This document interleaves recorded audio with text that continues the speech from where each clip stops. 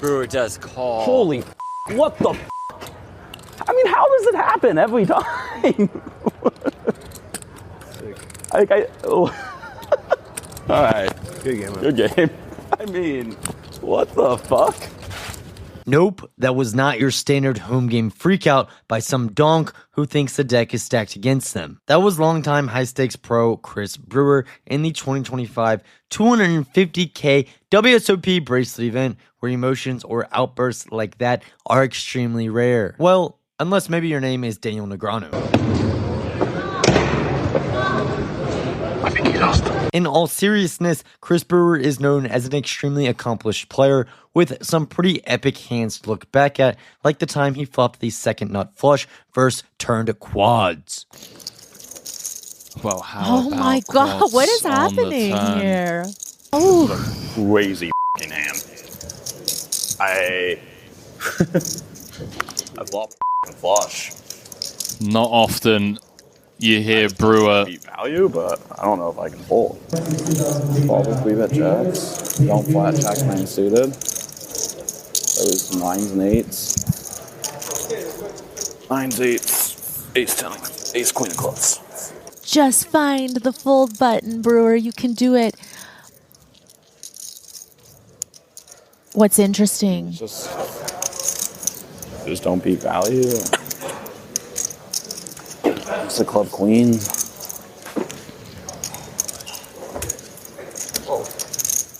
Makes the fold, Maria. Yes. Last night, Maybe Brewer. I just did something very dumb. I don't know. It's a wild f***ing hand. A wild fucking hand indeed, but a great breakdown example of Brewer's elite thought process in such a difficult spot. But as every poker player knows, sometimes making great decisions and playing at your best is not enough. And for Chris Brewer, this couldn't be more true. Time after time, he has lost where it matters the most. We are talking career-defining spots where he is ahead by a large margin, only to end up busto. For example, with just 2 players remaining in the 2023 25K heads-up WSOP bracelet event, Doug Polk got it all in behind versus Brewer with queens versus kings, and this happened. Just queen only.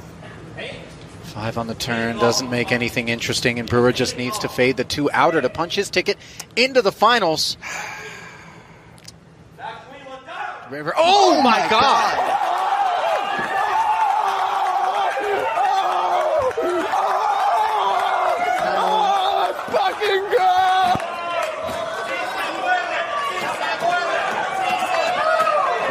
It's like 2.2, right?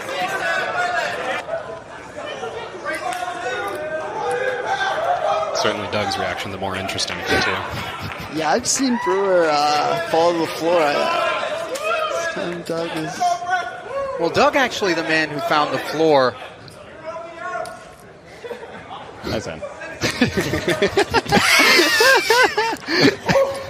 Doug's WrestleMania-style celebration, I'm sure, really made things feel that much better as he would continue to the finals and Brewer would painfully exit. In this video, we cover Chris Brewer's rollercoaster poker career so far and the stress it has taken on him from at one time actually being up to $8 million in makeup. How deep was the downswing, by the way?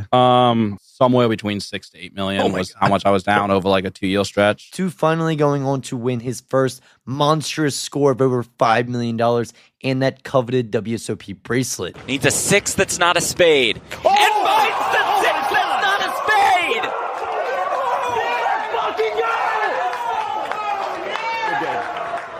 The bracelet is Brewer's! This was so meaningful, in fact, at the time that Brewer could not hold back tears. Think of all the beats! Think of all the bubbles! I mean, this is the one I want to win more than any other. Money, prestige, everything about it. It means so much, and like, I've had... Sorry, I've had so many tough ones. It feels really good. That happened about 2 years ago in 2023 and was actually the same event, the 250K, where we saw Brewer's harsh reaction from the opening clip of this year's 2025 250K, which begs the question, how does someone go from the lowest low to the highest high back to this? Holy fuck, what the fuck? I mean, how does it happen every time? Before we take a look at the time before, in between, and after, and talk about some very interesting things Brewer went through, like actually taking a job and quitting poker altogether. End of 2022, I actually tried to quit poker. Let me quickly tell you about this video's sponsor, GTO Wizard. Whether you are a beginner trying to plug leaks or a crusher preparing for high rollers like the 250k, GTO Wizard lets you review hands, run spots instantly, and actually understand what to do in any scenario imaginable. If you are serious about getting better or just want to stop punting stacks, click the link in the description or pinned comment to try it out. Now back to quitting poker, something no poker player truly ever does. Brewer explains how he moved to New York to work for his backer's company and absolutely hating it. Like I moved to New York. I took a job with the guy who was backing me, like at his company. I had the job for 6 months. Absolutely hated it. And then nothing. The company was great. Everyone was nice. It was purely a me thing. But it was just like couldn't have a boss. Couldn't do any of this. That was miserable. You tasted the good life a little bit too long. Yeah, I mean. It is something like gambling is extremely stressful and there's so many bad days and whatever. Like, I'm not trying to say it's all paradise out here, but I do think people underappreciate how sweet gambling world kind of is in general. Like, you don't really have to do that much. You got to play games all the time. Right.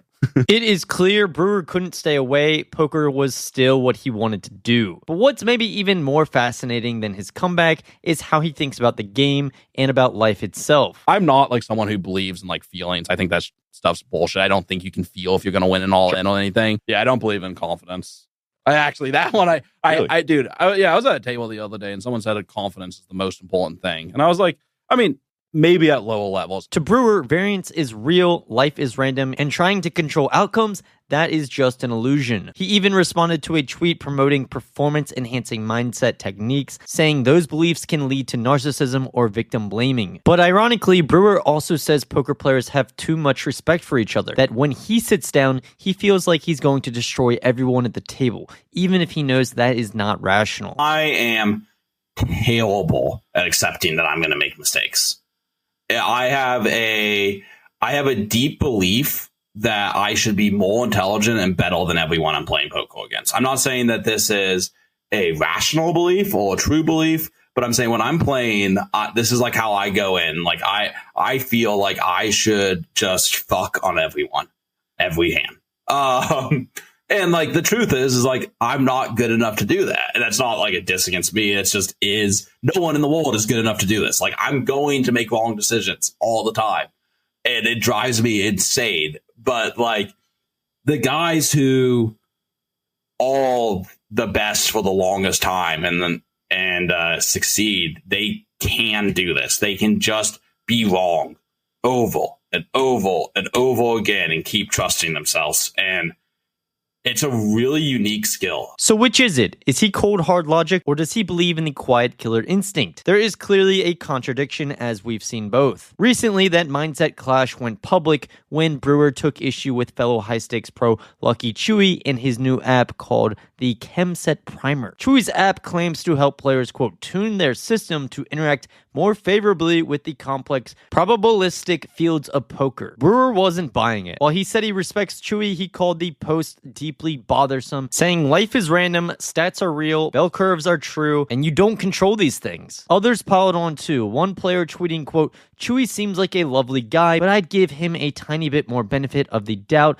if his project wasn't literally just a toy game where you manifest a card and then you get told if you were right. And as someone who took the time to download and try the app, I can tell you, this is true. It's ridiculous. This said, while to me, Lucky Chewy comes off a bit too cosmic and woo-woo, there is, of course, power in belief and many of the things he talks about. Brewer even tells of a time he once just, for whatever reason, knew he was going to win despite usually not feeling this way. Well, like, whatever it was, I was in, like, some very mentally good place.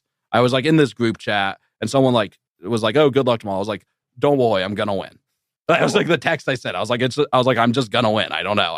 But I'm going to. I'm not the guy like Texas. I'm usually just like, yeah, hopefully see how it goes. Yeah, like whatever. If I play my best, I'll do my best. I was like in the mood. I was like, I'm gonna win. And then I think to this day, it's like, I mean, it's easy to say because like, oh, you won, whatever, you feel good. But I think to this day, it's still like the cleanest final table I've ever played. Like I was just in this good mental state. The calls went well. Everything just went well, and yeah, it was a very fun moment. As we have defined him in this video as a guy that has run so poorly in so many big spots, maybe it wouldn't hurt to consider a better mindset, because when we see moments like this, Brewer does call. Holy fuck, what the fuck?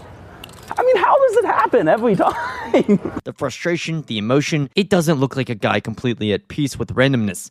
It looks like someone's still searching for meaning inside the chaos. Or maybe it's all the above, none of the above, or who fucking knows, Chris Brewer will start running like a god any minute now. Let me know what you guys think in the comments. Be sure to subscribe and try GTO Wizard.